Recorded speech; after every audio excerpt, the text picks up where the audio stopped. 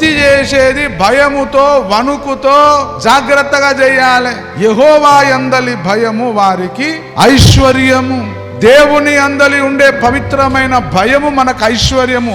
ఆ ఐశ్వర్యమును దొంగతనం చేయడానికి వస్తాడు వాడు. చెయ్యండ్రా భక్తి ఎంత చేస్తారో, భయం లేని భక్తి. తల్లిదండ్రులంటే భయం ఉండదు, వయసులో పెద్దవారంటే భయం ఉండదు, భర్త అంటే భయం ఉండదు, భార్య అంటే కూడా భయం ఉండాలా? మీరు ఇంత బాగా చెప్పిండ్రు భర్త అంటే భయం అని, మాకెందుకు భయపడకూడదు? మేము తక్కువ తిన్నామా? హమ్ కిసీసే కమ్ నయ్యే, తుమ్ సేరే తో హమ్ సవా సేర్ హై.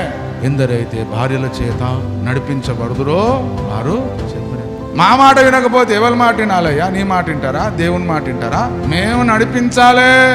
మేము కూర్చోమంటే కూర్చోవాలి, లేవమంటే లేవాలి, మాట్లాడమంటే మాట్లాడాలి. ఏంది గజ్జు అనిపిస్తున్నారు చాలా మంది. దైవజనులు చాలాసార్లు చెప్పారు, చాలా మంది మగ లేడీస్ ఉంటారని. దయచేసి వినండి, భక్తి చేయండి, కానీ దేవునికి భయపడండి, తల్లిదండ్రులకు భయపడండి, మీకంటే వయస్సులో పెద్దవారికి భయపడండి, దైవజనునికి భయపడండి. భయం అంటే పవిత్రమైన భయము, సన్మానం, గౌరవముతో భక్తి చేయండి.